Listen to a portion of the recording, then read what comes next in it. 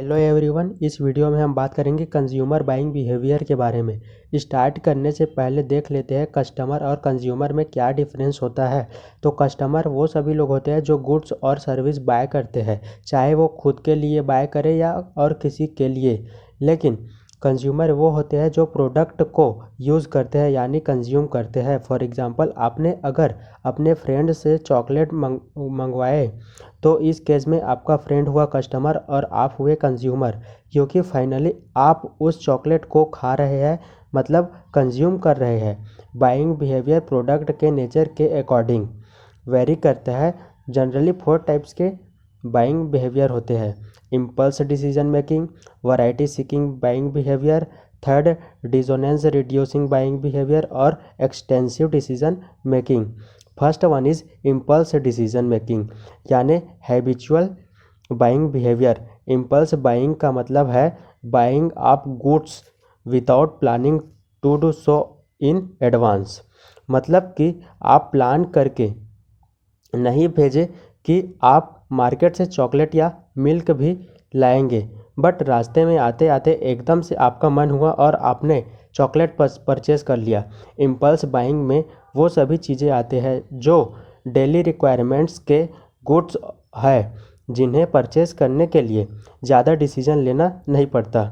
ये ऐसे ही है, जब भी मन हो उसे ख़रीदा जा सकता है, जैसे कि FMCG। इस केस में कंज्यूमर के इन्वॉल्वमेंट भी कम होता है और ब्रांड्स में भी कुछ ज़्यादा डिफरेंस नहीं होता।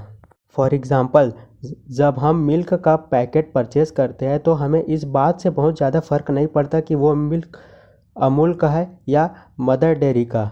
इम्पल्स बाइंग बिहेवियर अगर इस फिगर में देखें तो यहाँ पर आएगा, क्योंकि इसमें ब्रांड्स नेम का कुछ ज़्यादा डिफरेंस नहीं होता और कस्टमर की इन्वॉल्वमेंट भी कम होता है, मतलब उसको ज़्यादा डिसीजन मेकिंग करना नहीं पड़ता। Number 2, variety seeking buying behaviour.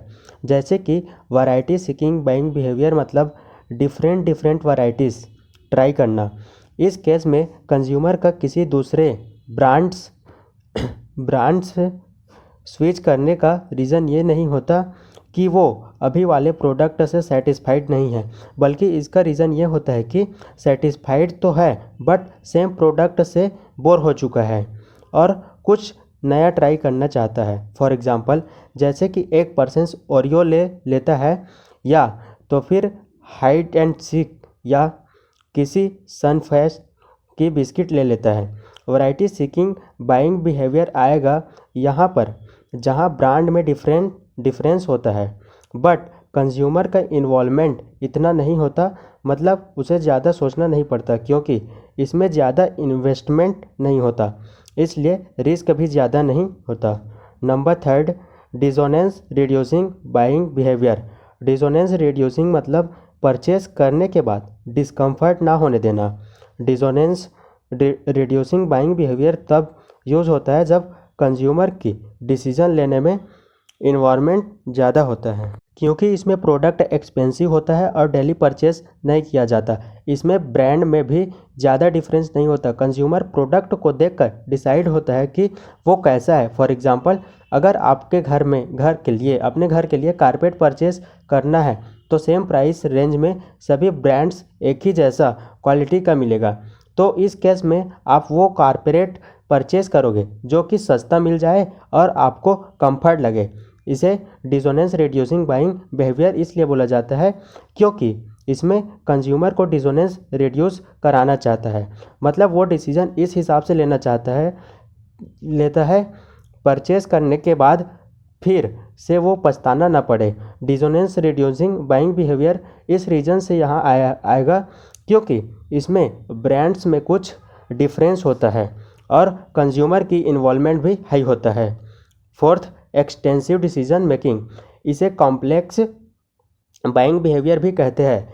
Consumers के बाइंग डिसीजंस कॉम्प्लेक्स होता है जब बाइंग डिसीजन में उनका इन्वॉल्वमेंट हाई होता है, मतलब उन्हें बहुत सोच समझकर डिसीजन लेना होता है, क्योंकि इसमें प्रोडक्ट एक्सपेंसिव होता है, डेली परचेस नहीं किया जाता और अगर रॉन्ग प्रोडक्ट ले लिया तो रिस्क बहुत ज़्यादा होता है। और इस केस में ब्रांड्स में बहुत ज़्यादा डिफरेंस नहीं होता। फॉर एग्ज़ाम्पल, जब मैंने लैपटॉप परचेज़ किया था तो मैंने एक्सपेंसिव डिसीजन मेकिंग किया था। मतलब पहले मुझे समझना पड़ा, लर्न करना पड़ा कि प्रोसेसर का जनरेशन का कितना इफ़ेक्ट पड़ता है, ग्राफिकल कौन सा होना चाहिए और ड्यूरेबिलिटी किसका ज़्यादा होता है, किस ब्रांड का लूँ, डेल का, एचपी का, लेनोवो का, एप्पल का या और किसी का।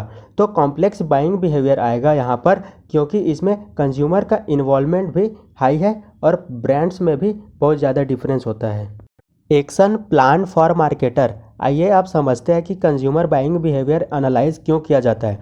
देखिए, जब एक मार्केटर को पता होगा कि कंज्यूमर क्या परचेस करता है, क्यों परचेस करता है और कब परचेस करता है, तो इस चीज़ को ध्यान में रखते हुए अपनी स्ट्रेटजी बना पाएगा। चलिए देख लेते हैं कि इन सभी केसेस में मार्केटर को क्या करना चाहिए। इम्पल्स बाइंग बिहेवियर को एनालाइज करके ये पता चलता है कि बायर्स किसी पार्टिकुलर ब्रांड्स के लिए ज़्यादा कमिटेड नहीं होते। तो इस केस में मार्केटर को टेलीविज़न या डिजिटल प्लेटफॉर्म पर बार बार एड्स चलाना चाहिए, जिससे कि उसका ब्रांड्स कंज्यूमर के माइंड में अच्छे से रजिस्टर हो जाए और वो उस ब्रांड से ज़्यादा कनेक्टिंग फील करे, जैसे कि अमूल करता है। Second, variety seeking buying behaviour को एनालाइज करके पता चलता है कि बायर्स को वैरायटी चाहिए, तो इस केस में कंपनी को खुद ही डिफरेंट प्रोडक्ट ऑफर करते रहना चाहिए। जैसे कि अगर किसी पर्सन ने ओरियो ना लेकर बॉर्नवीटा बिस्किट लिया तो वो भी रखना चाहिए। एक और चीज़ जो कि यहाँ ध्यान रखना चाहिए वो है सेल्स कवरेज, मतलब आपका प्रोडक्ट डिस्प्ले में होना चाहिए। डिसोनेंस रिड्यूसिंग बाइंग बिहेवियर में, क्योंकि कंज्यूमर परचेज डिसीजन लेने के बाद पछताना नहीं चाहता, तो मार्केटर को आफ्टर सेल कम्युनिकेशन पर ध्यान देना चाहिए, ताकि कंज्यूमर ये इंश्योर कर पाए कि उसने सही डिसीजन लिया है। एक्सटेंसिव डिसीजन मेकिंग या कॉम्प्लेक्स बाइंग बिहेवियर, इस केस में क्योंकि कंज्यूमर कंफ्यूज रहता है कि यहाँ कंज्यूमर को ज़्यादा से ज़्यादा इन्फॉर्मेशन प्रोवाइड करवाना चाहिए, जिससे उसके सारे डाउट क्लियर हो जाए। इन्हें अपने ब्रांड की खास बातें बताना चाहिए, इसको प्रिंट मीडिया में एडवर्टाइजिंग करना चाहिए और अपने सेल्समैन को मोटिवेट करते रहना चाहिए। इस वीडियो में हमने डिस्कस किया है कंज्यूमर बाइंग बिहेवियर। तो फ्रेंड्स, लाइक कीजिए अगर ये वीडियो आपको काम का लगा, सब्सक्राइब करें हमारे यूट्यूब चैनल और प्रेस करें बेल आइकन को, जिससे आपको हमारे आने वाले वीडियो की नोटिफिकेशन सबसे पहले मिलता रहे। And thanks for watching this video.